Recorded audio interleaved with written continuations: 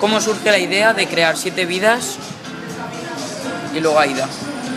Bueno, 7 vidas surge porque en España no se había hecho ninguna serie de género sitcom, como eran Cheers o Friends o Seinfeld, y la productora Globomedia, que estaba haciendo mucha ficción, desde Médico de Familia, periodistas, compañeros, le surge la idea de hacer una comedia y quieren explorar el género de la sitcom y así es como empieza la idea de 7 vidas para hacerla. Y Aída surge a través de 7 vidas. En Aída tenemos, en 7 vidas metemos el personaje de Aída y era un personaje del que contábamos muchas cosas de lo que pasaba en su barrio, que ella contaba esas aventuras y tal, entonces surgió la idea de decir, hostia, ¿por qué no hacemos el primer spin-off de una serie en España, que tampoco se había hecho? Y el personaje de Aída nos daba mucho juego en eso y queríamos contar un poco todo eso que ella, esas historias que ella contaba que no salían en 7 vidas. Que no salían en 7 vidas, dijimos, hostia, pues vamos a reflejar esto, hacer una serie un poco más, con un humor un poco más grueso y sobre todo porque entrábamos en otro tipo de público también, Aída ampliaba mucho el público, porque Aída estaba ambientada en un barrio de clase baja, 7 vidas era un poco más elitista, y de ahí surgen las dos ideas. Vale. Pues la primera cosa a tener en cuenta a la hora de crear una serie de televisión de humor es escribir a los personajes o crear la historia. Es que las dos cosas son importantes. Yo creo que fundamentalmente los personajes tienen que dar mucho juego. De hecho, nosotros cuando empezamos a crear una serie, sí tienes al principio la idea, pero la idea luego al final siempre, por ejemplo, 7 vidas, la idea era un chico que se despertaba del coma, después de 18 años en coma, pero al final a través de los personajes lo que contamos era otra historia, que era, bueno, pues el día a día de jóvenes de 30 años en una ciudad grande como Madrid. Entonces yo creo que al final los personajes, igual que se parte de una historia, pero el tipo de personajes que haces te hace cambiar eso. Vale. Y ahora la siguiente, ¿cómo definirías la palabra humor? Esta es difícil, ¿eh? Sí. Faimino y Cansado me la respondieron bastante. Sí. Hostia, a ver si estoy a la altura. Hombre, yo creo que el humor es la capacidad que tenemos de reírnos de nosotros mismos y de lo que sucede a nuestro alrededor. Muy simple, pero yo creo que es eso. Sí, yo también. ¿Cómo ves el mundo del humor hoy en día en comparación con el de hace unos años? Bueno, ha evolucionado bastante. Ahora mismo yo creo que han surgido nuevos cómicos en España. Los monólogos también han dado mucho juego, que antes no había tanto de ese estilo. Se ha ampliado mucho el humor, las cosas con las que había ciertos tabúes antes a la hora de reírse de cosas y ahora no los hay tantos. Ahora la gente tiene más capacidad de reírse de muchas más cosas, ¿no? Yo que te comentaba antes que están las noticias del Guiñol, nosotros teníamos muchos límites a la hora de hacer humor, no se podía hacer humor con ciertas cosas a nivel político y tal, y ahora yo he visto hacer humor sobre el rey, sobre la monarquía, cosa que en mi época, en la época en la que yo escribía las noticias del Guiñol, no se podía hacer. Yo creo que se ha ampliado mucho la capacidad de la gente de reírse de otras cosas. ¿Y cuál es la mejor serie española de comedia que has visto, o en tu opinión? Sin de contar las que yo he hecho. Sí. A mí me gustaba mucho Aquí no hay quien viva. ¿Aquí no hay quien viva? Sí. ¿Y qué te inspiraba para crear nuevos gags o escenas en las series de televisión que has trabajado?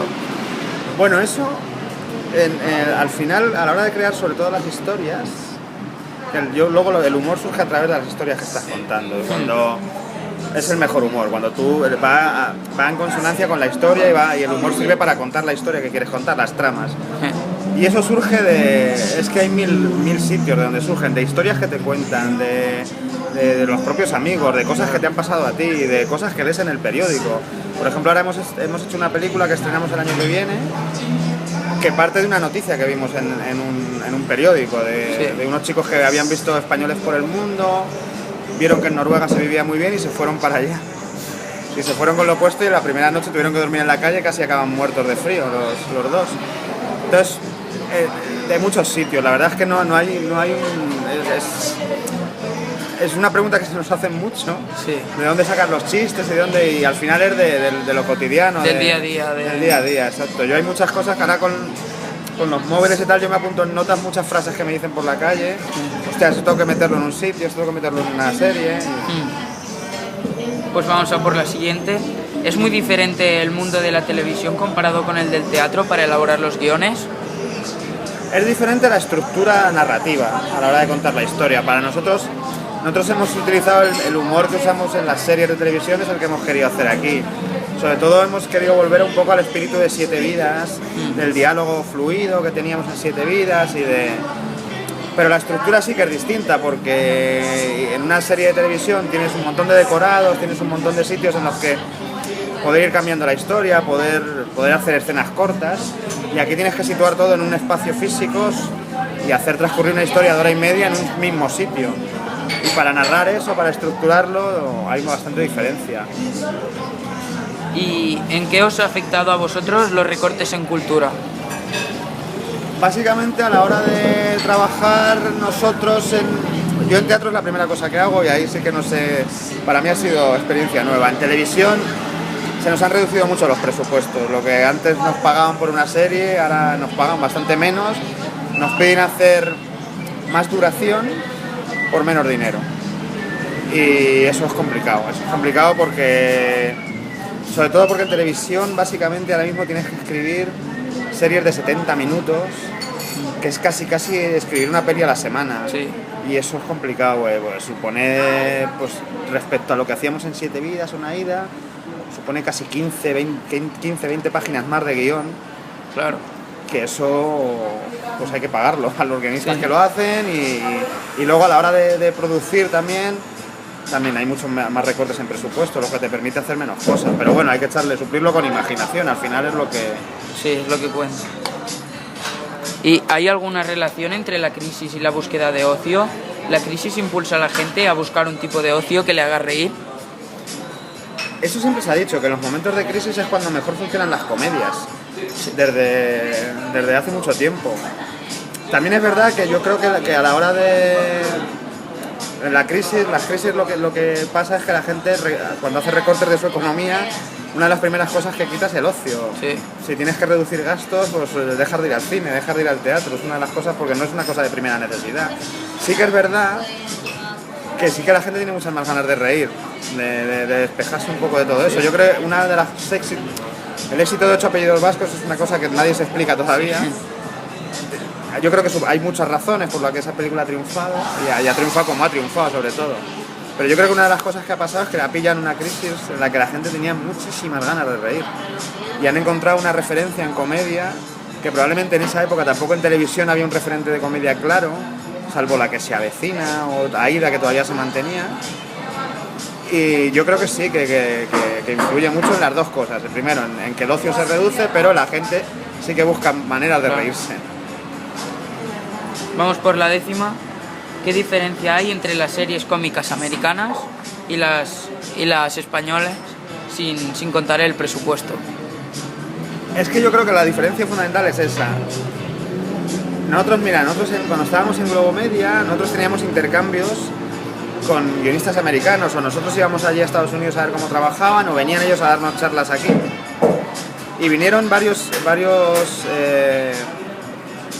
productores ejecutivos de sitcom, vinieron gente de Frasier, de Just Shoot Me, y nosotros les pusimos un capítulo de Siete Vidas, de las series que hacíamos aquí, de Siete Vidas, de Los Hombres de Paco, tal, pero sobre todo con la comedia. Ellos nos decían, no sé qué quieres que te explique, porque ya hacéis lo que nosotros hacemos. Dice, de hecho, nosotros estamos flipados en que vosotros hagáis 45 minutos. Sí. En el mismo tiempo que nosotros tenemos que hacer 22, porque ellos la sitcom es de 22 minutos. Luego también hay muchas diferencias culturales, obviamente, en cuanto al humor suyo y el humor nuestro. Y luego hay una cosa que a mí, yo siempre lo digo, que ellos tienen un bagaje de hacer esto de mucho más tiempo que nosotros. Ellos, por ejemplo, la sitcom la llevan haciendo desde el año 1940. Y ellos han pasado por mucho recorrido. Nosotros nuestra afición, la apuesta por la afición fuerte en España viene con las cadenas privadas. Si se hacía en televisión española cuando solo había 2 cadenas, si se hacía privado, si se hacía ficción, pero no tanta, no como para crear la industria que se ha creado. pero llevamos mucho retraso de años, entonces tenemos que ir dando pasitos por los que ellos ya han pasado, ¿no? Claro. ¿Qué opinas sobre las críticas que reciben las series españolas por parte de los jóvenes, que parece que les cuesta reconocer que las siguen, justo al revés que muchas series americanas, que queda bien decir que no te pierdes ni un capítulo? Ahora es que también hay una cosa que ha cambiado, que es la manera de consumo.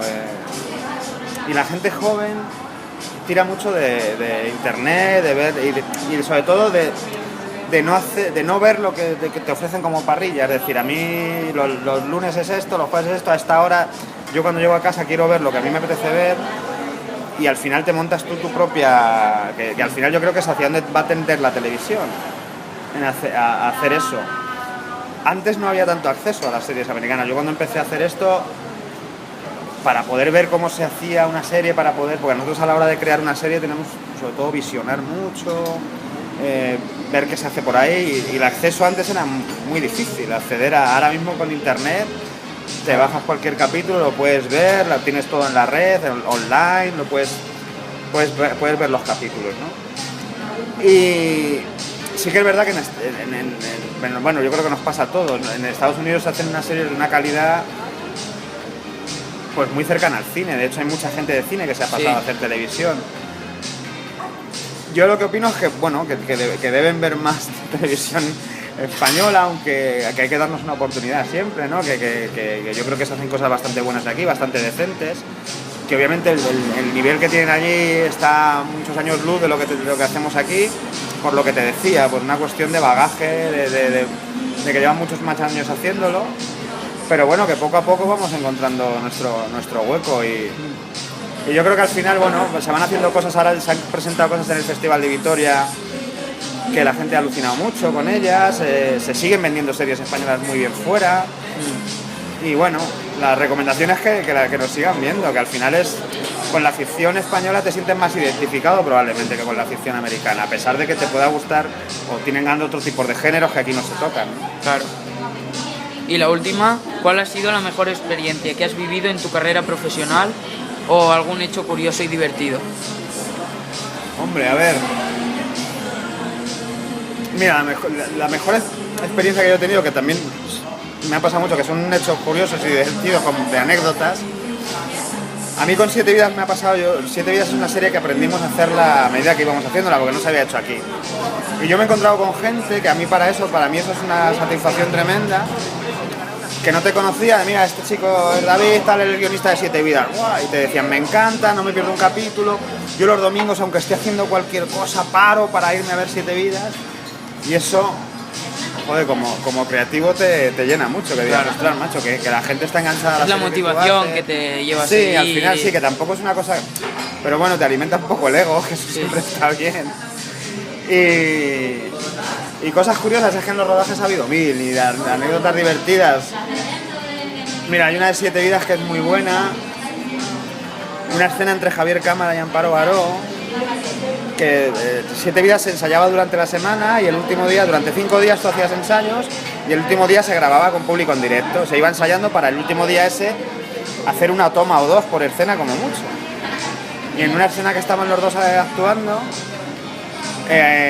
al cerrar una puerta Javier Cámara, uno de los apliques que estaba pegado a la pared con una lámpara se descolgó.